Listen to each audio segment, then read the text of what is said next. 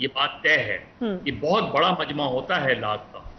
तो यहाँ सिचुएशन ये है कि इमरान खान, देखिए इमरान खान को सेटबैक हुआ 25 मई को, उसकी रीजन उन्होंने दिए, पंजाब अपने वो नहीं है। अब उनकी स्ट्रैटेजी हो सकती है कि वो पंजाब से लीड करें, ठीक, लाहौर से जुलूस लेके निकलें वो। लेकिन स्ट्रैटेजी देखनी ये है, सरप्राइज होता है या सरप्राइज होते हैं, ये दोनों चीजें हैं। ये बड़ी इंटरेस्टिंग, ठीक, सरप्राइज होता है या सरप्राइज होते हैं। I think that's what we would like to see. अच्छा काजी साहब, अगर हो भी, लेट्स से कि सरप्राइज ही कर देते हैं खान साहब, वो हुकूमत भी गिरा देते हैं, इलेक्शन भी अगर आ जाए, लेकिन ये कितना खतरनाक होगा पाकिस्तान की हिस्ट्री में। उसके बाद तो कोई गवर्नमेंट फिर सस्टेन नहीं कर सकेगी। देखिए यहाँ पे अब ये डिपेंड करता है ना फरिया, हुकूमत गिरती किस तरह है। अगर खान साहब यहाँ पे आते हैं, प्रेशर पड़ता है और MQM कहती है हमारे लापता कारकुनों की लाशें मिलना शुरू हो गई हैं, हम हुकूमत से अलहदा हो रहे हैं, सदर मुमलिकत कहते हैं आपको वोट ऑफ कॉन्फिडेंस लें, उधर से बाप पार्टी भी कह देती है कि जी हमारा तो बलोचिस्तान का कोई मसला ही नहीं हल हुआ, हम भी अलहदा हो रहे हैं। अब ये डिपेंड करता है ना हुकूमत गिरती किस तरह। दूसरा सिनारियो ये है कि आवाम पार्लियामेंट के ऊपर चढ़ दौड़ती है, वो तो एक बड़ा अगली सिनारियो, और वो ना पाकिस्तान के हक में है ना वो किसी के हक में है। इसलिए कि अगर ये सिस्टम टूटता है फरिया, इसमें सबसे ज्यादा अगर किसी का नुकसान है वो इमरान खान का है, इसलिए कि वो खुद ये समझते हैं, उनकी जमात ये समझती है कि हम लोग गवर्नमेंट इन वेटिंग हैं, खान साहब प्राइम मिनिस्टर इन वेटिंग है। तो अगर वो ये सिस्टम तोड़ देते हैं तो वो तो अपने पांव के ऊपर कुल्हाड़ी मारेंगे। मेरे ख्याल में उनकी स्ट्रेटजी ये होगी कि प्रेशर बिल्ड किया जाए, और इस तरह की जो जमातें हैं जिनको कहीं से कोई इशारा आ सकता है, कोई अच्छा दोस्त उनका कोई मशवरा दे सकता है, वो फिर दोस्त उनको कहे भाई कि ये हुकूमत तुम्हारे काम की नहीं है, तुम अलहदा हो जाओ। तो मेरे ख्याल में इस तरह की कोई सूरत हाल। लास्ट क्वेश्चन, सिर्फ यस और नो में आंसर चाहिए, वक्त बिल्कुल नहीं है। मज़हर साहब, पार्लियामेंट में आ सकती है PTI, यस और नो?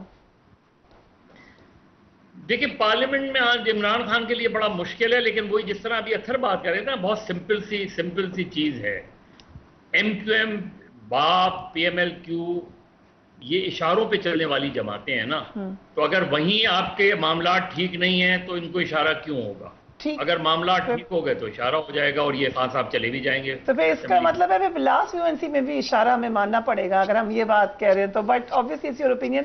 अच्छा साहब, आ सकते हैं खान साहब पार्लियामेंट में, यस और नो? मुझे अभी लगता नहीं है कि इस मौके पे आएंगे, लेकिन अगर कोई सूरत हाल बनती है कि जहां पे उन्हें ये लगता है कि हुकूमत की मेजोरिटी लूज हो गई है, तो मुझे नहीं लगता कि खान साहब नहीं आएंगे। खान साहब के पास बड़ा क्लियरली मज़हर साहब ने कहा कि ये डायरेक्टली नवंबर की तकर्री से इसका ताल्लुक है। सो क्या इलेक्शन अब नहीं चाह रही PTI? उन्होंने समझ लिया कि इलेक्शन ही होने इस साल?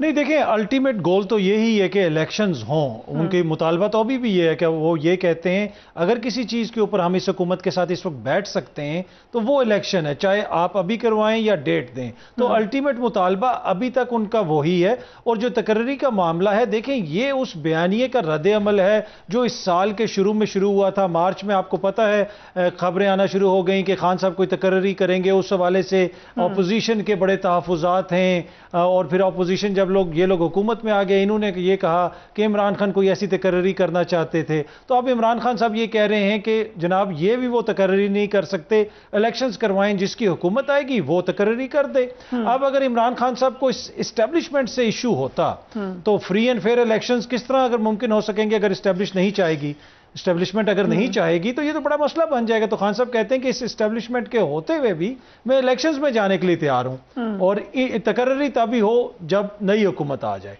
तो वो ये उनका ये मुतालबा है। और मेरे ख्याल में एक तरह से वो थोड़ा सा जिसे कहते हैं ना पे बैक करना, जिस तरीके से इन्होंने कहा कि भाई तुम नहीं कर सकते, तो अब वो भी ये कह रहे हैं कि हाँ भाई आप भी नहीं कर सकते। राइट। सो जिस डेडलॉक है कि नहीं, इसमें इसके ताल्लुक बनता है डायरेक्ट, क्योंकि कहा गया कि एक मुलाकात हुई खान साहब की और अहम शख्सियत की।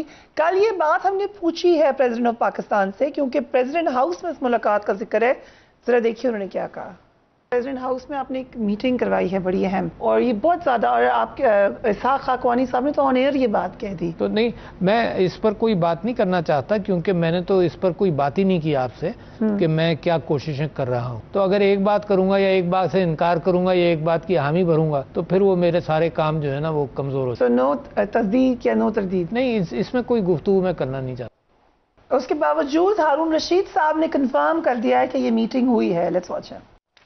मज़हर साहब, डेडलॉक है या आपके ख्याल से काफ़ी हद तक मामला अब पहले जैसे नहीं है? अभी आपने तो काज़मी साहब की बात भी सुनी, खान साहब तो चाहते हैं कि यही इस्टेब्लिशमेंट रहे, इसी के अंडर इलेक्शन हो।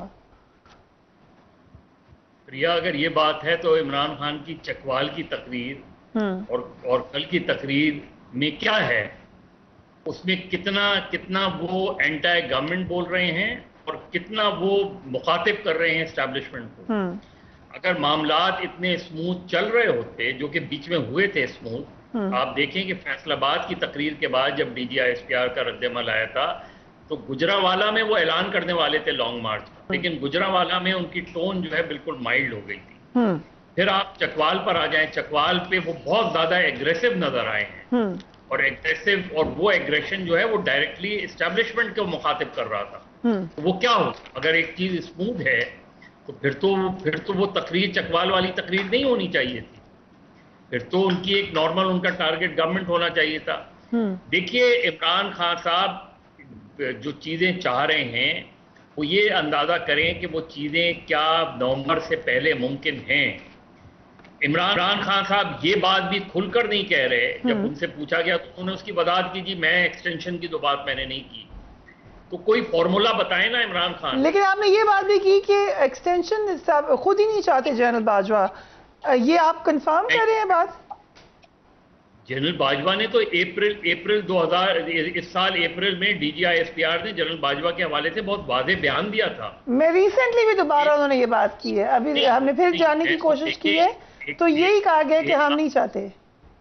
हाँ, तो यही बात है ना कि अब तक तो अब वो आगे हो जाए वो एक अलग बात है, लेकिन आज की सिचुएशन क्या है? आज की सिचुएशन तो ये है ना कि जनरल बाजवा रिटायर हो रहे हैं और एक नए आर्मी चीफ की तकर्री प्राइम मिनिस्टर करेंगे। अब इस वक्त सिचुएशन ये है कि हर दो सूरतों में इलेक्शन तो नवंबर में नहीं होने जा रहे। दिसंबर का मौसम ऐसा नहीं होता है कि उसमें इलेक्शन हो। तो फिर इलेक्शन जो है, अगर मार्च में फर्ज करें मार्च में भी इलेक्शन की बात होती है, तो वो जो पीरियड है वो पीरियड क्या है? उस पीरियड में साहब अगर मार्च में इलेक्शन होते हैं तो ये सारा सिनारियो चेंज हो जाता है तकर्रियों का। नहीं, तो मैं तकर्रियों को यही तो मैं आपसे बात कर रहा हूं। तो चीजें कहीं ना कहीं अनसेटल्ड हैं। देखिए, इस वक्त तो इमरान खान और एस्टैब्लिशमेंट के दरमियान बात हो रही है ना जी, लेकिन गवर्नमेंट भी तो एक फरीक है ना। ठीक उनसे आप इख्तिलाफ करें, आप उनको जो भी कहें, लेकिन वो 11 पार्टियों का एक इत्तेहाद है तो ना। वो क्या खामोशी से अपना बस्ता उठा के घर चले जाएंगे? वेरी इंपॉर्टेंट, ऐसा तो नहीं। Very important. ठीक, अगर कहीं ना कहीं सेटलमेंट होना पड़ेगा, कहीं ना कहीं सेटलमेंट होगा, होना चाहिए और होना पड़ेगा। तसादुम हुआ तो फिर सब लूज करेंगे और सबसे ज्यादा इमरान खान लूज करेंगे।